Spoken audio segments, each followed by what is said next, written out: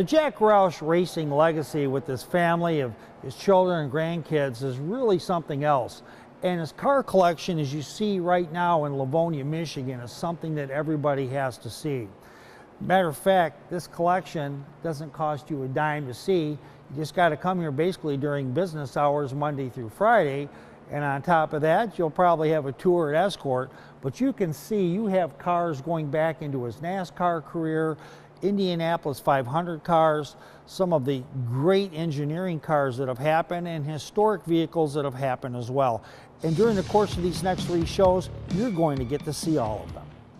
Jack Roush already had an established racing career before he ended up with one of the most famous cars in his entire collection, the Gap and Roush car, where these 2 gentlemen collaborated on several championships during the course of the early to mid 1970s. Roush is going to tell us a lot more about that. Well, I started drag racing. The first thing I did was in Michigan after I went to work for Ford in '64 is I built a 60 Falcon. And I put a 292 Ford steel truck crankshaft with had a 1/2-inch stroke on it, more than a 289 engine, 2 4-barrel carburetors. My brother, I went racing for 2.5 years. We never lost a race with it. We raced at racetracks in southeastern Michigan here. We raced it in Ohio. I raced it in Kentucky. And we never lost a race in 2.5 years. So we had a great time with that car. Toward the end of that period, I joined a group called the Fastbacks, which was a Ford engineering and executive group that were drag racing as a club.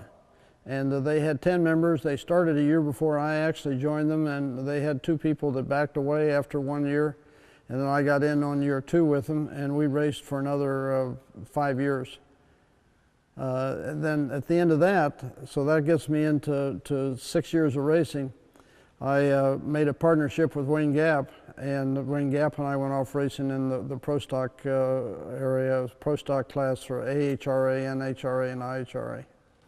Holy smokes. And with that, now, most people don't think as a Ford Pinto is a racing machine, but you won championships with this car, and you were so dominant with it that you ended up, they kept the NHRA, and I don't even know who all it was, but they kept changing the rules to keep you from winning, and you still won. Take us through that a little bit. The Ford Cleveland engine had canted valves and bigger valves in the Chevrolet, and the Pinto car was a lighter car with a smaller engine, was lighter than the Dodges that had the Hemi in them. They had to be 3,000 pounds roughly, and the Pintos were like 2,500 pounds. And the small Chevrolets, the Chevy 2s that Bill Jenkins raced. So the lighter cars had an advantage over with the same amount of horsepower per cubic inch, horsepower per pound. The lighter cars had the advantage because they all used the same tires. And then the Pinto had the advantage of having the shortest wheelbase. And that meant that when a drag race car releases the clutch, you typically spin the tire a little bit, which tends to disrupt the amount of rubber that's on the track, and then you burn through the first part of the run, depositing good rubber. Well, the competitors said, well, they missed the point. The fact that this Ford had a better cylinder head was one of the things they hadn't really focused on.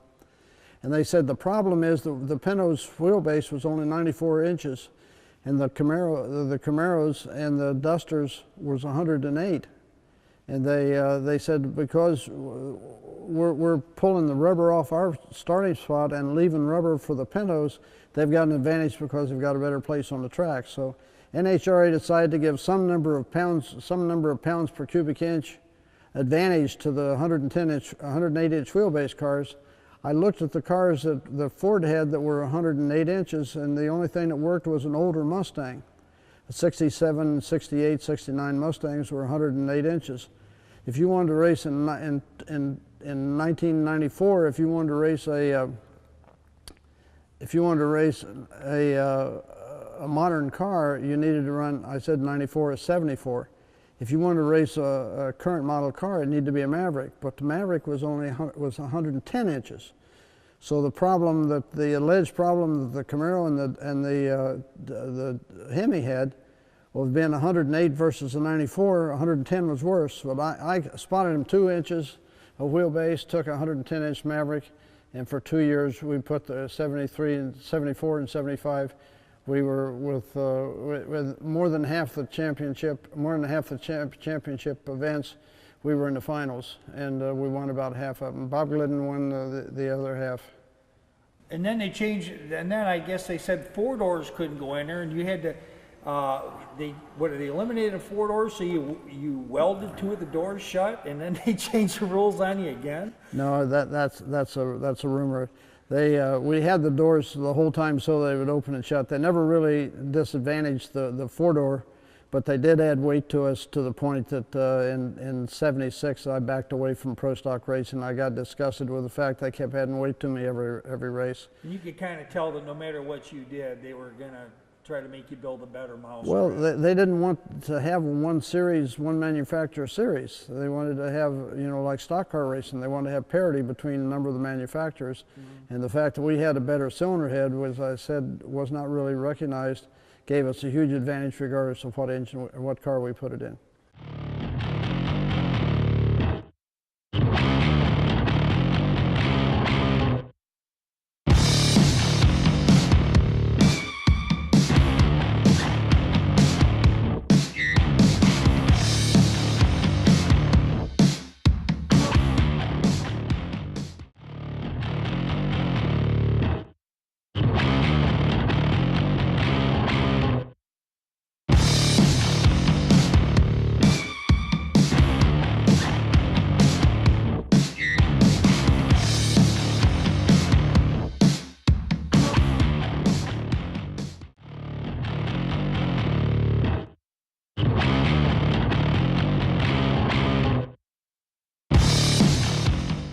Starting in so I backed away from drag racing with myself in '76.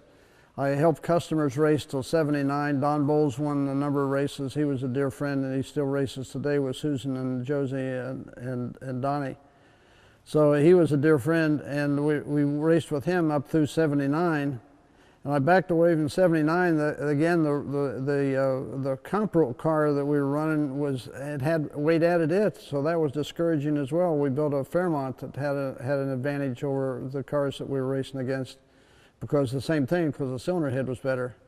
And so we backed away in '79, and I thought I was going to focus on building my engineering company, and Ford decided they wanted to go road racing. And so they had me build engines for some of the early road racers, and I got blamed for the fact they couldn't win races. So by '84, I built my own car and started my own road racing team. And we won virtually all the races. We won half of the races and all the championships in the first 4 or 5 years that we road raced. And at the end of that, not at the end of that, by '88, Ford looked at not having as much success in NASCAR as we were having with our road racing. They says, "Jack, we need for you to run a NASCAR team." Who was the most important NASCAR driver in your development as an owner? And so I started with Mark Martin in '88, and I called Mark. I actually talked to Bobby Allison and Bobby Labonte and Banjo Matthews about who could drive the car. Really wanted Bobby Allison to drive the car. He was near the end of his career. As it turned out, he got injured the next year after we had conversation. But he said Mark Martin was the guy. Mark had gone down in the early '80s, raced 1 year, had Buck Stove as a sponsor. Buck Stove got sued for setting some houses on fire. They had this pot-bellied stove you'd put in the middle of a room, and if you didn't have it just right, it would cause a house fire. Right. And so they went bankrupt. He lost his sponsor, continued to race. He got himself upside down and had to sell all of his tools and his cars and equipment to be able to pay his bills, his tire bills at the end of it. He went off and went ASA racing, had success there, which was a lesser category. And then when I called him in '87 about coming with me in '88, we sat down and talked for about 2 hours about who would work on the car and how many cars we would build and how much we would test and how many tires we would buy. And of course, I indicated that I would get enough of everything we needed. And I was driving away, and he was driving away at the same time, and we figured out we hadn't discussed how much he was going to be paid. But he was more concerned, as I was focused on getting all the right assets around to be able to support the thing, than the personal gain that he might have had based on negotiating for a big wage. He was more interested in that I would test more, and that we would be able to have the best people work on the car, than he was what kind of remuneration he'd get for it in the short term. Well, that told you right there, you probably had the right guy. Well, we were similar minded. Yeah, well, there We were focused on the right things. Now, your teams have won 322 events in NASCAR, and you have 5 owners' titles and 3 NASCAR driver championships. What are you most proud of? Probably that first win in Rockingham in 1989, because that meant that I was going to be able to stay. It meant I'd be able to keep my sponsor for the next year. Ford would continue to be interested. The Ford expected us to hit the ground running. In the first year I won the road race. In '84, we won the first 3 races we entered. We didn't. We won 2 out of the first 3 races, and my car I built won the 4th out of the first 4 races, with another team's driver driving it. But anyway, we had great success there, and so anyway, we didn't have success in the first year. In the second year, we had some poles. And we came close to winning a number of times. And NASCAR actually had a scoring issue at Rockingham on the first race. I'm sorry, at Darlington, South Carolina, on the first race, and we got scored wrong when they had a caution fell, and before they had the electronic scoring. We had a car that was the fastest running for the front, and when they scored it, they said we were lapped down. And so the best we could do was race to get our lap back, which we were finished. They improved me from finishing the first car 1 lap down to the last car on the lead lap, which was only 1 position. Wow. And we had a car fast enough to win the race that day. But anyway, we won at Rockingham, and that meant the sponsor would stay, and that meant Ford would stay interested, and I could continue to provide Mark the cars he needed to be able to be successful. Putting it in the continuum of time, this was after the 10 years of drag racing and before the 15 years or 16 years of road racing. So it was a little respite there when I was focused on the engineering business. But we started off the first year, we won a number of races. We won a championship. Every year he raced, we won a championship, a driver's championship. Wow. And I never will forget the first time I got him. I put him in the car. They told us what the rules were, and they told us that they didn't. The dads did not work on the kids' little 3-horsepower engines. And I told him, I says, we bought a new car and we had new tires on it and everything he needed. And I told him, I says, if they pass you in the corner, that's what I expect to happen. But if they pass you in the straightaway, I says, that means they haven't been honest with me and they're working on the engine. I said, I can work on those little engines too. And so we put him out in practice on the first session, which there were 3 or 4 classes above his that were racing with him. And so when he got ready to take him out of the car, he didn't discuss the checkered flag. He didn't understand the checkered flag. So they throw the checkered flag and everybody's supposed to come off the track. Well, he stays on the track, keeps going around and around. And I try to stop him twice, and he drives around me. And so finally, he's going to run his dad over, or he's going to stop. And so I finally get him to stop. He's got the foot all the way down on the gas this way and the foot all the way down on the brake that way.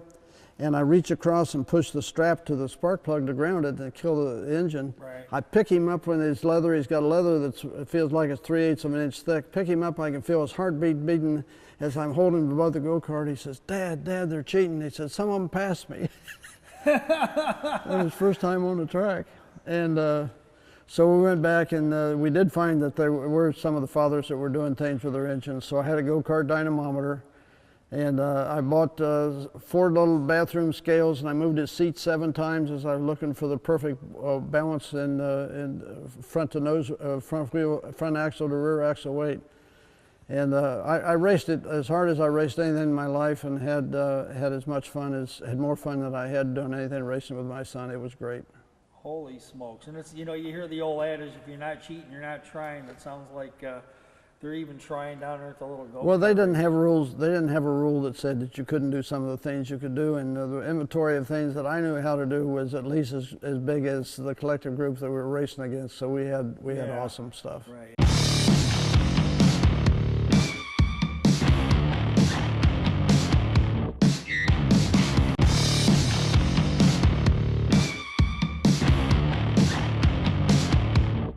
With us is Jack Roush Jr. Jack, behind us a little bit later on, we're going to talk about some of the cars that you have raced in this beautiful show place of a museum that you have. I understand that you got involved at a really early age racing go-karts. Yeah, that's right. My dad made the mistake of putting me in a go-kart when I was 6, and from that time on, I've really felt like my mind has been wired for road racing. So it's been a lot of fun. And I don't think he had to ask you twice to get in a car. It sounds to me like you saw what was going on, you just wanted to get involved. And what kid doesn't want to race in a go-kart? Right. No, he didn't have to try to get me in the cart. Actually, he needed a spatula to get me out of it. Now, I understand that both you and your dad, you raced go-karts together and you won several championships. What is this? Is this like a father-son category? How did this work? We never raced against each other. My dad raced, I think only because I pushed him to hop in a go-kart. He was really focused on my program. Really wanted to make sure my kart was, everything it needed to be. And I'd prod him a little bit and ask him, like, why aren't you racing? Some of the other dads are racing. I want to do this with you. And he ultimately did that for a few seasons. Oh, that's awesome. And, those are memories that you're always going to have. When you're a kid, for me, it resonated. I still have a lot of memories of my dad. I imagine for you it did as well, having your dad sit down there and join you in your racing. And that's something that I imagine you revisit those memories every once in a while. Oh, yeah, absolutely. I was really fortunate.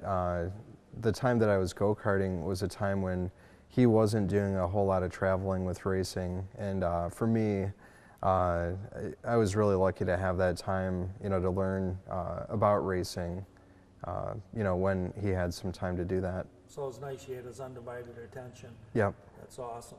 Now you turned professional in 2007. What was it like learning some of the various racetracks? And I guess it was a challenge getting to know some of the Mustangs that you were racing in. It was different than anything you'd had raced in before? So I guess just to take a step back, I go-kart raced for about 5 years, and that was with a WKA Ford Thunderbird Kart Club in Flat Rock, Michigan.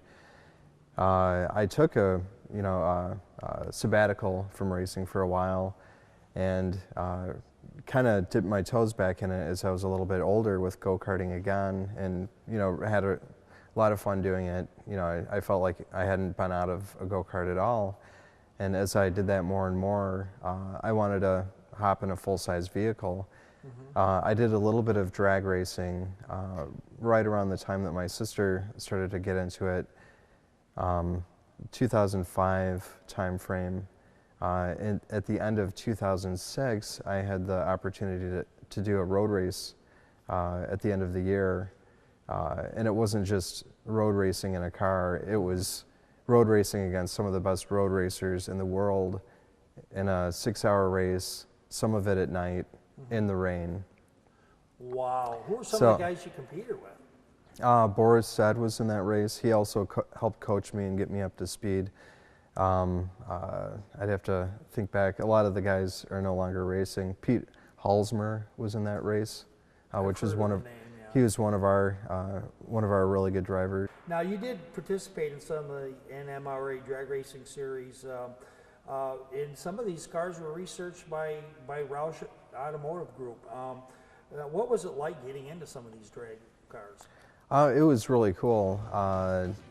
It's drag racing, like any form of racing, they all have their unique challenges, and you can't really, do one type of racing and expect to be good at all of it. They're all so specialized and so competitive. So some of the unique challenges were, the really critical timing for hitting a light and to be completely consistent. That was, different than the racing I had done growing up.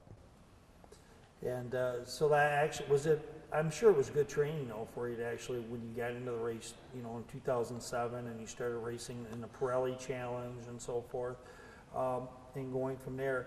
I was talking to your dad, and he said that you just got back from Daytona. What were you doing down there in Daytona? You're testing cars, or? So every year in the Continental Tire Series, which is what I'm racing in now, that was actually the first series I raced in years ago with sports cars. They always start the year first weekend of January at Daytona for a test. And I don't remember my dad going down for that test, but I'm sure he has.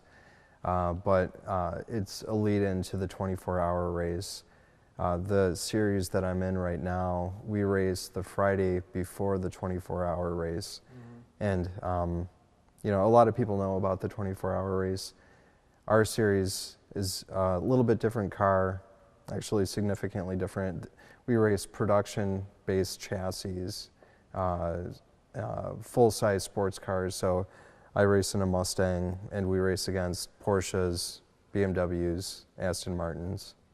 Wow, that must be really interesting getting in there with all the different cars, because NASCAR is supposed to be cookie cutter cars. Now you've got kind of the way what NASCAR used to be, where they were stock.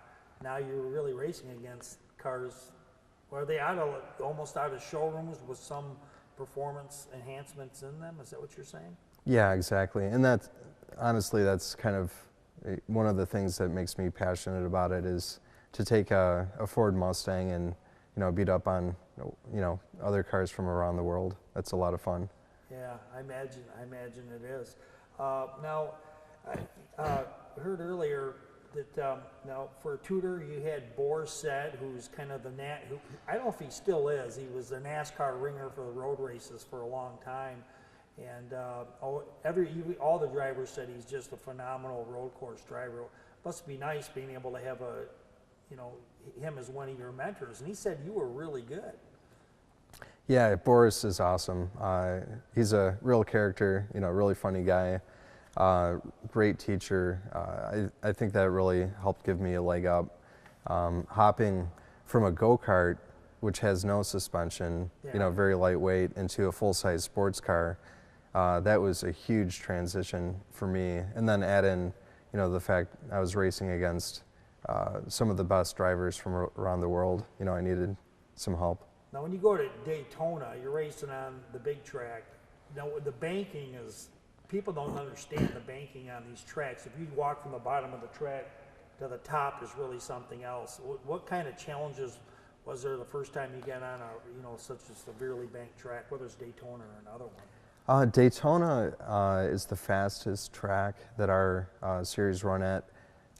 We do not run the full oval. We run most of the oval, but we run an infield course as well, which is flat and it has a number of technical turns on it. The speed that we get to there is pretty extreme. It's over 170 miles an hour. And so drafting becomes a factor. You have to, understand where other cars are, what their speeds are, and use that pocket behind them to pull you. I'm lucky. I've had a good team, and we've had quite a few wins over the years. I'd say that probably my most dramatic win was pretty dramatic. It was Homestead, 2010. We got pole.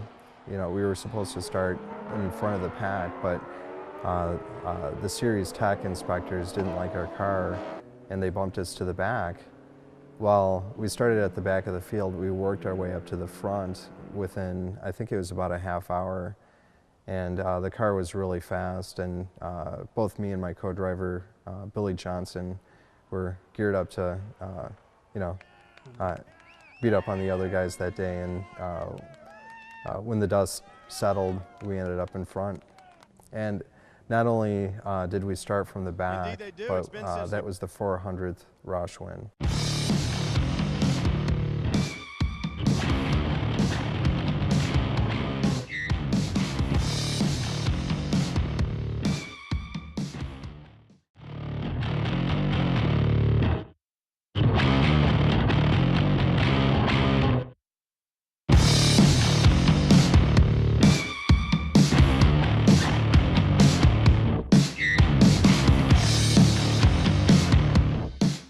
Well, every car has a story in this museum, and you've got a whopper of one.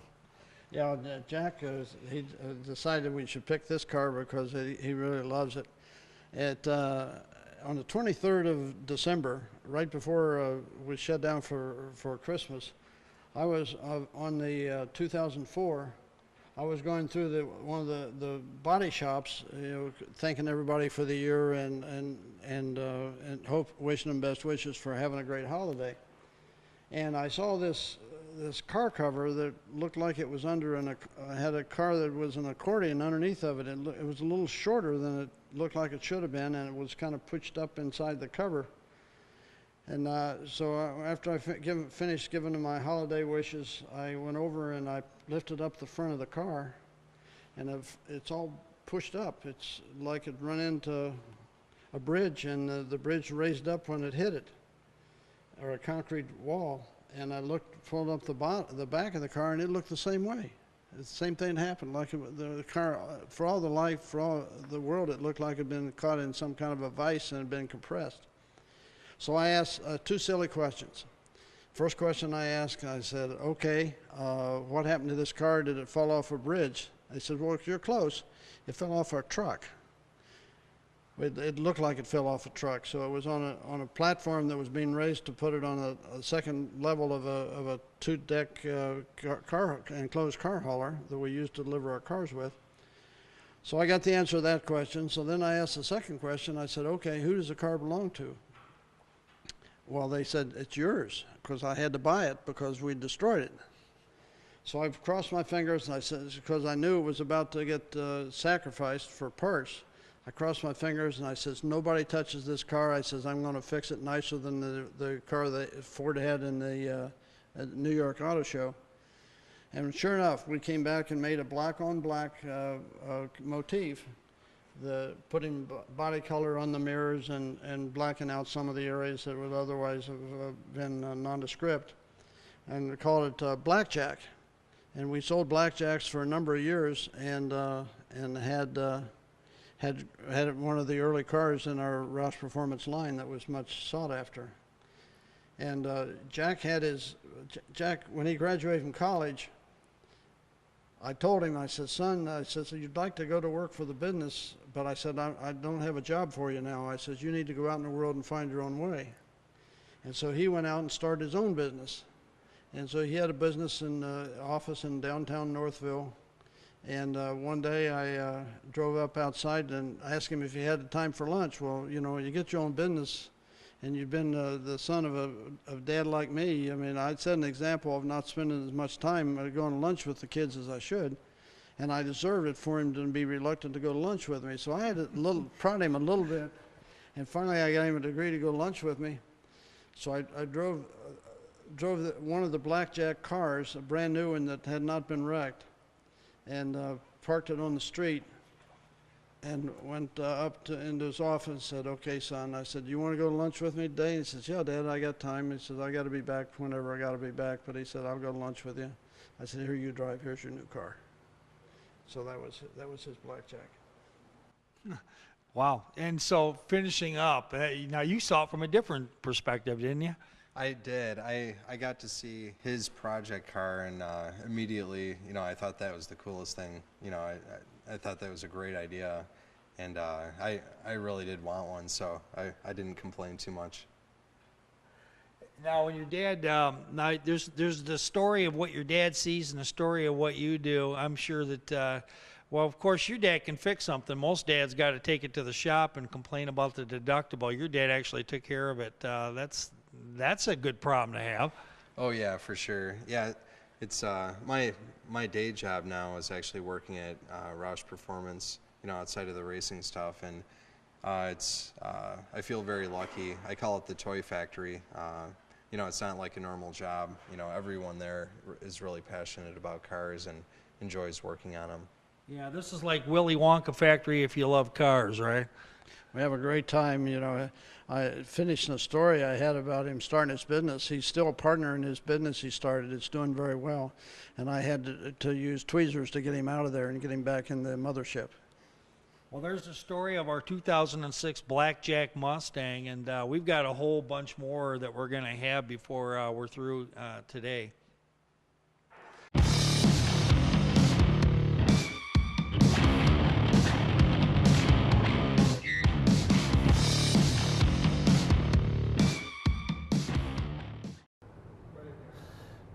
The Roush family has won 469 times between all four family members.